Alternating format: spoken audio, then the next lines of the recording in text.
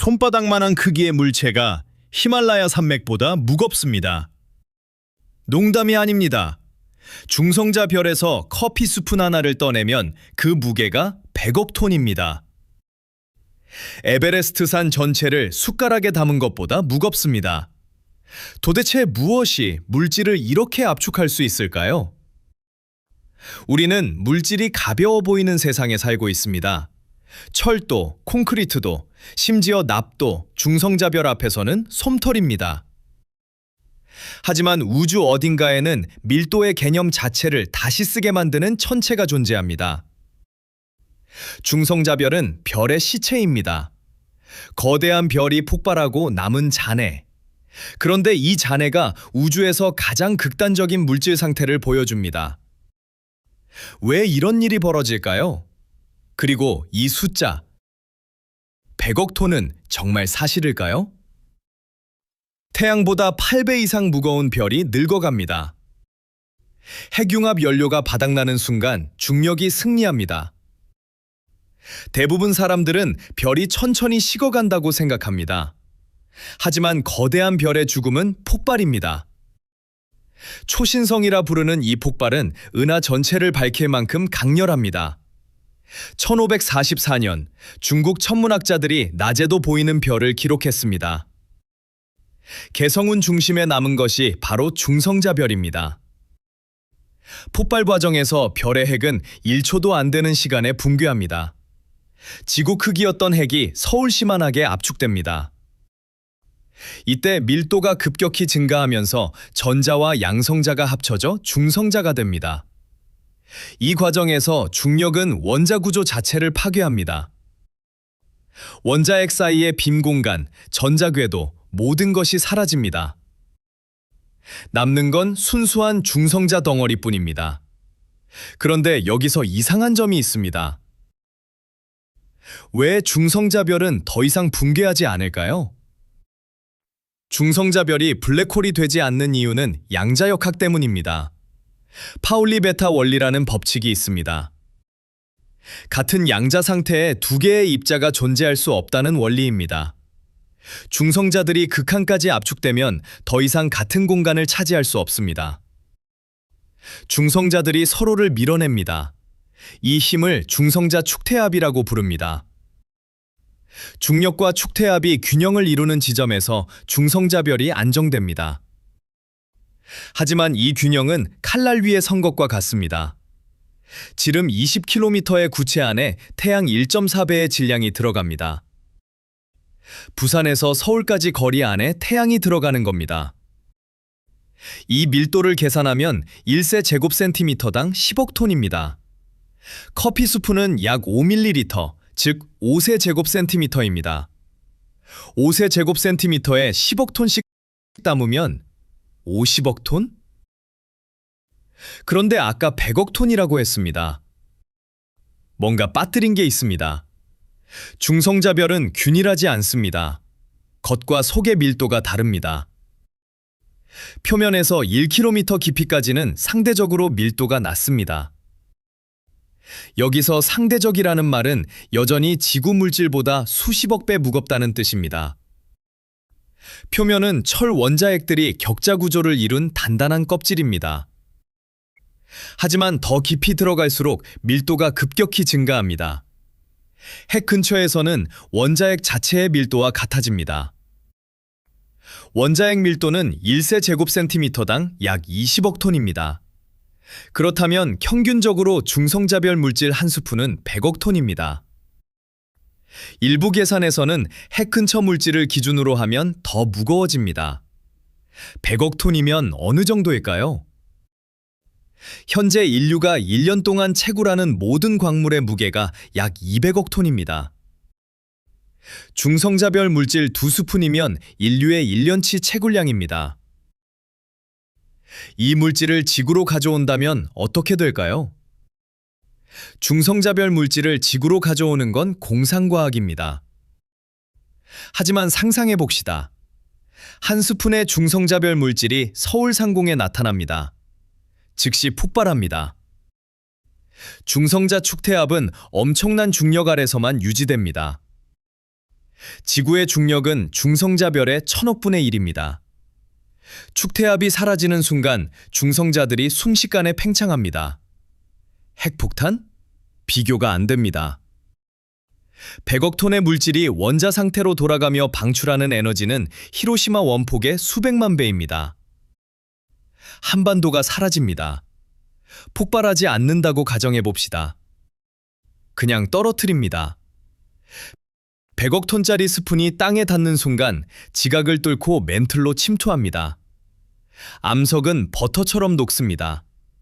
결국 지구 중심까지 떨어져 궤도를 만들며 진동합니다. 대부분의 사람들은 중성자별이 우주 저 멀리 있어서 안전하다고 생각합니다. 하지만 우리가 안전한 이유는 거리 때문만이 아닙니다. 중성자별은 생각보다 가까이 있습니다. 가장 가까운 중성자별은 약 400광년 거리에 있습니다. 우주 척도로는 옆집입니다. 우리 은하에만 약 1억 개의 중성자별이 있습니다. 그중 일부는 지구를 향해 다가오고 있습니다. 다행히 속도가 느립니다.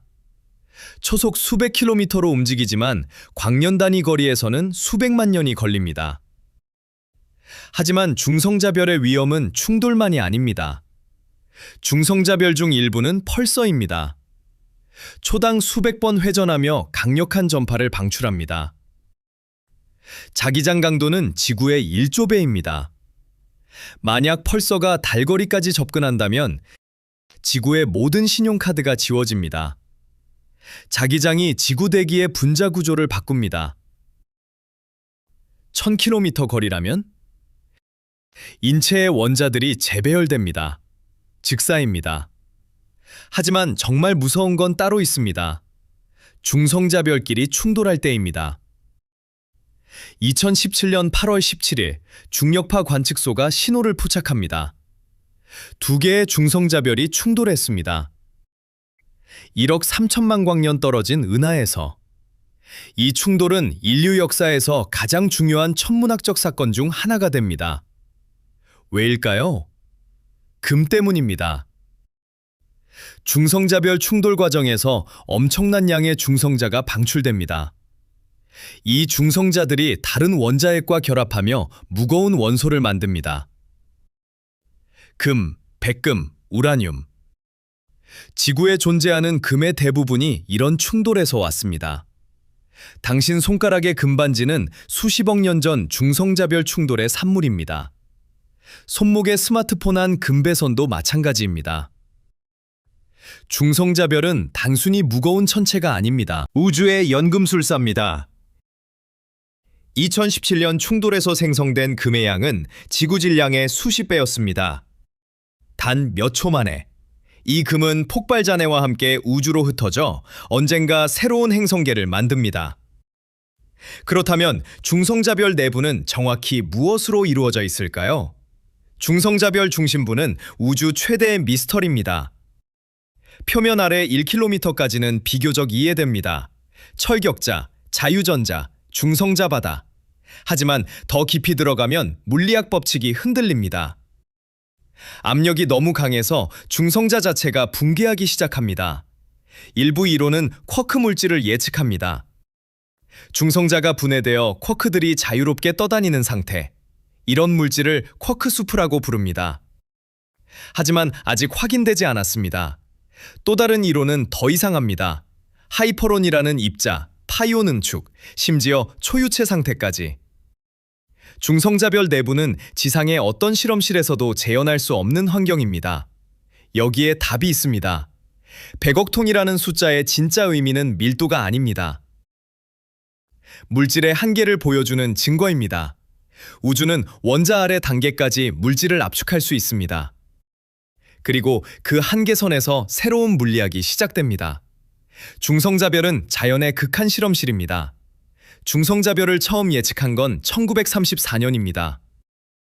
천문학자 발터바데와 프리츠 치비키가 초신성 이론을 발표하며 중성자별 가능성을 제시했습니다. 당시 대부분의 과학자들은 웃어넘겼습니다. 너무 극단적이었습니다. 1967년 조슬린 벨 버넬이 전파망원경으로 규칙적인 신호를 발견합니다. 1.337초마다 반복되는 펄스. 처음에는 외계 문명의 신호로 의심했습니다. 하지만 곧 회전하는 중성자별, 즉 펄서임이 밝혀집니다. 이후 수천 개의 중성자별이 발견되었습니다. 2017년 중력파 관측은 새로운 시대를 열었습니다.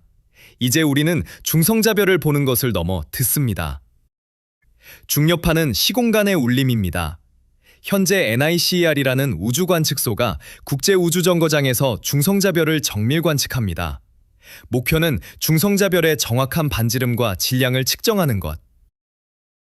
이 데이터로 내부 물질의 상태 방정식을 알아낼 수 있습니다. 그렇다면 이 모든 것이 우리에게 어떤 의미일까요? 중성자별은 거울입니다. 우리가 사는 세계는 빈 공간입니다. 원자의 99.999999%는 진공입니다. 당신 몸의 원자들 사이 공간을 모두 제거하면 인류 전체가 각설탕 크기로 줄어듭니다. 우리는 텅 빈 세계에 살며 물질이 단단하다고 착각합니다. 중성자별은 그 착각을 깨뜨립니다. 물질은 상상을 초월할 정도로 압축될 수 있습니다. 100억 톤짜리 스푼은 그 증거입니다. 그리고 그 극한에서 우주의 근본 법칙이 드러납니다. 중성자별은 블랙홀의 경계이기도 합니다. 조금만 더 무거우면 사건의 지평선이 형성됩니다. 물질이 빛도 빠져나올 수 없는 함정으로 변합니다. 중성자별은 우주가 허락한 물질의 마지막 형태입니다. 현재 천문학자들은 중성자별보다 더 무거우면서 블랙홀이 아닌 천체를 찾고 있습니다. 쿼크별이라 불리는 가상의 천체입니다. 만약 발견된다면 물질의 정의 자체를 다시 써야 합니다. 한 스프의 무게가 100억 톤이라는 사실은 단순한 숫자가 아닙니다. 우주가 우리에게 보내는 메시지입니다. 당신이 당연하게 여기는 모든 것, 가벼움, 단단함, 심지어 공간 자체도 절대적이지 않습니다. 중성자별은 6,500광년 떨어진 곳에서 초당 716번 회전하며 묻습니다. 물질의 끝은 어디입니까? 우주는 아직 답하지 않았습니다. 하지만 우리는 계속 듣고 있습니다.